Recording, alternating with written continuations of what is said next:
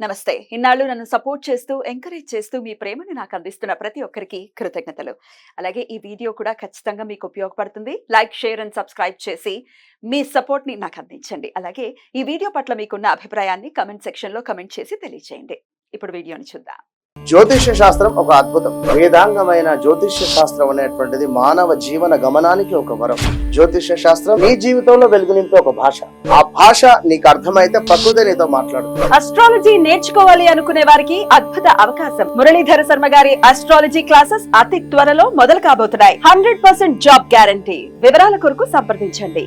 నమస్తే, welcome to our channel. నేను పద్మిని. ప్రస్తుతంతో పాటు ప్రముఖ ఆధ్యాత్మికవేత్త, ఆస్ట్రోన్యూమరాలజిస్ట్, వేదిక్ వాస్తు స్పెషలిస్ట్, శ్రీ విద్య మరియు హనుమత్ ఉపాసకులు బ్రహ్మశ్రీ డాక్టర్ సిస్లా జయశంకర్ గారు మనతో పాటు ఉన్నారు. మాట్లాడదాం సార్. నమస్తే సార్. మా ఆయుష్మతి భవ. సార్, శ్రావణ మాసానికి సంబంధించి ద్వాదశ రాశి ఫలాలు మీరు అందిస్తూ ఉంటారు. ఆల్రెడీ కన్యా రాశి వరకు గురించి కూడా మాట్లాడుకోవడం జరిగింది. ఇక తులారాశి నుంచి మీన రాశి వరకు ఎలా ఉండబోతోంది సార్ శ్రావణ మాసం? మీరు అందరికీ కూడా ఒక్కసారి మీ ద్వారా. తప్పకుండా అమ్మా. ఈ నెలలో ఆగస్టు నెలలో శ్రావణ మాసం అనే కన్నా మనం ఆగస్టు నెల 1వ తారీఖు నుంచి 31వ తారీఖు వరకు చెప్పుకుంటున్నాం. ఏదో తెలుగు మాసం అని తృప్తి. ఈ నెలలో గురువు వృషభంలోను అంటే శుక్రస్థానంలో, రాహు మీనంలోను, కేతు కన్యలోను, శని భగవానుడు కుంభంలోను, రవి కర్కాటకంలో, శుక్రబుధులు సింహంలో, కుజుడు వృషభంలో సంచరిస్తున్నారు. ఈ నెల రవి కర్కాటక రాశిలో 17వ తేదీ మధ్యాహ్నం 1:20 వరకు ఉండి తర్వాత తన స్వక్షేత్రమైన సింహరాశిలోకి ప్రవేశిస్తున్నాడు. కుజుడు వృషభ రాశి నుండి తృతీయ స్థానమైన మిథున రాశిలోకి ప్రవేశిస్తున్నాడు. ఆగస్టు 26 వరకు వృషభంలోను తర్వాత మిథునంలోను ఆయన ప్రవేశిస్తాడు. శుక్రుడు ఆగస్టు 24 వరకు సింహంలోను తర్వాత కన్యలోను సంచరిస్తాడు. బుధుడు ఆగస్టు 24 వరకు సింహంలో ఉండి వక్రించి కర్కాటకంలోకి ప్రవేశిస్తున్నాడు. ఇది ఈ నెల, ఈ శ్రావణ మాసపు ఆగస్టు నెల గ్రహస్థితి, గోచారంలో ఉండే గ్రహస్థితి. ఇక మేజర్గా ఖచ్చితంగా మాస ఫలాలు ఖచ్చితంగా చూసుకుంటూ ఉండాలి. ఎందుకంటే కొన్ని గ్రహాలు 1 మంత్కి ఒకసారి అలా తిరిగిపోతూ ఉంటాయి. సూర్య, బుధ, కుజ, శుక్ర, వీటి ఇంపాక్ట్ కూడా చాలా ఉంటాయి కాబట్టి డెఫినెట్గా చూసుకోవాలి. ఇక డైలీ ఫలాలు కూడా చంద్రుని ఆధారితం చేసుకుని డైలీ కూడా చూసుకుంటూ ఉంటారు. ఇక పెద్ద గ్రహాలు ఎలాగో ఉండనున్నా సంవత్సరానికి సరిపడా చూసుకుంటాం. సో మరి శ్రావణ మాసం అంటేనే డెఫినెట్గా ఒక అద్భుతమైనటువంటి మాసం. అటు దేదీప్యమానంగా అమ్మవారికి సంబంధించినటువంటి క్రతువులు అనుకోవచ్చు, లేకపోతే శివుడికి కూడా అత్యంత ప్రీతికరమైనటువంటి మాసంగా కూడా ఈ మాసాన్ని చెప్తారు. ఎలాగో అందరూ ఈ రెమెడీలు ఆ రెమెడీలు అని కదా, ఇలాగా అమ్మవారి ఆరాధనలో ప్రత్యేకించి ఉంటారు కదండి. శ్రావణ లక్ష్మి, ఆ శ్రావణ మాసం అంటేనే ఒక పవిత్రత, ఒక పండగ వాతావరణం వెల్లివిరుస్తుంది. శ్రావణం అనే దాంట్లోనే ఆ వైబ్రేషన్ ఉంది. ఏదో తెలియని ఒక ఆనందం అయితే ఖచ్చితంగా మానసిక ఆనందం. శ్రావణ మాసం అనగానే ఒక మానసికమైన ఆనందం లభిస్తుంది మనకి. సో ఇక నుంచి అంటే ఇప్పటిదాకా మనం శూన్యమాసాలు అన్ని ముహూర్తాలు ఏమి లేకుండా స్తబ్దంగా నడిచింది. ఇక్కడి నుంచి ఇక అంతా హడావిడి మొదలైంది. అంటే ఆషాఢ మాసంలో బోనాలు మొదలైనవి. ఇక్కడ తెలంగాణలో బోనాలు, ఆంధ్రాలో అమ్మవారికి శాకంబరి ఉత్సవాలు ఇవన్నీ జరుగుతూ ఉంటాయి.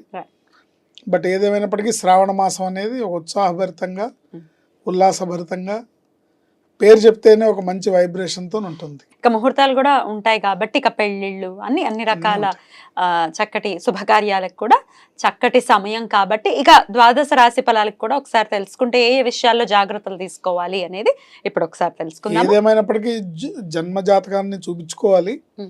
బట్ గోచారంలో గ్రహ సంచారం ఎలా ఉంది? మనకి గోచారంలో బాగుంటే గ్రహచారం బాగుండట్లేదు కొంతమందికి, గోచారంలో బాగుండకపోతే గ్రహచారంలో బాగుంటుంది. ఇలాంటప్పుడు ఏమవుతుందంటే జీవితం అంతా కూడా ఒక స్ట్రగుల్స్తోనే సాగుతుంటుంది.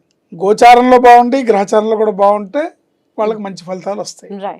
మరి ఎవరికి వస్తున్నాయి ఏంటి ఇండికేషన్? ఇది ఎండ్ ఆఫ్ ది డే ఇలా ఈ ఇండికేషన్స్ ఉన్నాయి, జాగ్రత్త వహించండి, ఇది జరగబోతోంది, హ్యాపీగా ఉండండి. గోచారంలో ఉన్న గ్రహస్థితిని బట్టి తీసుకోవాల్సిన జాగ్రత్తలు తీసుకుంటే ప్రమాదాల బారిన పడకుండా, ఇబ్బందుల బారిన పడకుండా. సార్, ధనస్సు రాశి వారికి ఎలా ఉండబోతోంది సార్ ఆగస్ట్ మాసం? ధనస్సు రాశిలోకి మూలా నక్షత్రం 4 పాదాలు, పూర్వాషాఢ 4 పాదాలు, ఉత్తరాషాఢ 1వ పాదం ధనురాశి కింద వస్తారు. ఈ ధనురాశికి గ్రహమైత్రి ఎలా ఉందంటే తృతీయంలో శని భగవానుడు, చతుర్థంలో రాహు, షష్టమంలో గురుకుజులు, అష్టమ స్థానంలో రవి, నవమంలో శుక్రబుధులు, దశమంలో కేతువు ఉన్నారు. నవమంలో శుక్రుడు తప్ప మిగతా గ్రహాలు అంతగా అనుకూలించట్లేదు. మిశ్రమ ఫలితాలు గోచరిస్తున్నాయి. ఆర్థిక పరిస్థితి పర్వాలేదు, గొప్పగా ఏమి ఉండదు. Fancy fashion designing, cloth business వాళ్ళకి, సిల్వర్ గోల్డ్ బిజినెస్ వాళ్ళకి, పూజా సామాగ్రి అమ్మే పూజా స్టోర్స్ బిజినెస్ వాళ్ళకి, గృహాలంకరణ వస్తువులు హోమ్ డెకార్స్ వాళ్ళకి, ఈ బిజినెస్ చేసే వాళ్ళకి ఈ మాసం అనుకూలంగానే ఉంటుంది. డాక్టర్స్కి, మెడికల్ షాప్స్కి, హాస్పిటల్ బిజినెస్ వాళ్ళకి కూడా బాగానే ఉంటుంది. ఈ మంత్ కళకళలాడతాయి. అవి ఆడకుండా ఉండాలనే సార్ మనం బాధ కూడా. ఇవి కానీ మిగతా వాళ్ళందరికీ సామాన్యంగా ఉంటాయి ఫలితాలు. ఇప్పుడు మెడికల్ హాల్ కళకళ ఆడితే మనకే కదా ఇబ్బంది. అంటే ఆరోగ్యం బాగుండదనే కదా. ఆరోగ్య విషయంలో తగు జాగ్రత్త వహించాలి. అశ్రద్ధ పనికిరాదు. పోలీస్ స్టేషన్స్, కోర్టు కేసులు, వివాదాలు, తగాదాల విషయంలో చాలా జాగ్రత్తగా ఉండాలి. ఇబ్బంది పెట్టే అవకాశం ఉంది. పోలీస్ స్టేషన్ మెట్లెక్కే అవకాశం ఉంటుంది. వివాహ వ్యవహారాల్లో పొరపాట్లు దొల్లే అవకాశం ఉంది. చాలా జాగ్రత్తగా వ్యవహరించాలి. ఖచ్చితంగా వీళ్ళు జాగ్రత్తలు తీసుకోవాలి. అంటే కుదుర్చుకునేటటువంటి విషయాల్లో అంటే వాళ్ళు చెప్పేది ఒకటి, చేసేది ఒకటి ఉండటం. ఇప్పుడు ఈ మధ్య కొత్తగా వింతపోకడం ఏంటంటే ఎన్ని సంబంధాలు చూసినా జాతకాలు కలవట్లేదని తప్పు టైమింగ్స్ ఇస్తున్నారు పెళ్లి కోసం. ఎట్లా తెలుస్తుంది అలా తప్పు ఇస్తే? మనకు తెలియదు. లోగుట్టు పెరుమాళ్ళకి ఎరుక అంటారు. జాగ్రత్తగా చూసుకోవాలి. 1-2 సార్లు చూసుకోవాలి. గణపతిని, దత్తాత్రేయుడిని ఆరాధించటం వల్ల అనుకూలత పెరిగి అపాయాలు తగ్గుతాయి. ఖచ్చితంగా గణపతిని ఆరాధించాల్సింది. అది సూర్యోదయానికి ముందు చేస్తే బాగుంటుంది. శ్రీ శంభుశక్తి గణేశాయ నమః అనే మంత్రంతో గణపతికి గరికతో పూజ చేసి, వీలుంటే ఆవు నెయ్యితో కానీ, లేదా కొబ్బరి నూనెతో కానీ, లేదా నువ్వుల నూనెతో కానీ దీపారాధన చేసి ఓ బెల్లం ముక్క నైవేద్యం పెట్టాలి. దత్తాత్రేయుడిని శ్రీ గురుదత్త, జై గురుదత్త, శ్రీ గురుదత్త, జై గురుదత్త అని ఆయన నిరంతరం స్మరించుకోవడం వలన వచ్చే అపాయాలు, మీద పడ్డే ఇబ్బందులు ఇవన్నీ తగ్గి అనుకూలమైన గ్రహస్థితి, అనుకూలమైన పరిస్థితి సంప్రాప్తిస్తుంది. చూడాలి. అంటే గురువారం నాడు బాబా గుడికి వెళ్ళటము, దత్తాత్రేయుడి గుడికి వెళ్ళటము, బుధవారం నాడు వినాయకుడు, అంటే మంగళవారం అయినా వెళ్ళొచ్చు, బుధవారం అయినా వెళ్ళొచ్చు. ఇంట్లో ప్రతినిత్యం చేసుకోవడం, గణపతికి పొద్దున్నే పూజ చేసుకోవడం, నిరంతరం దత్తాత్రేయుని స్మరిస్తూ ఉంటాం.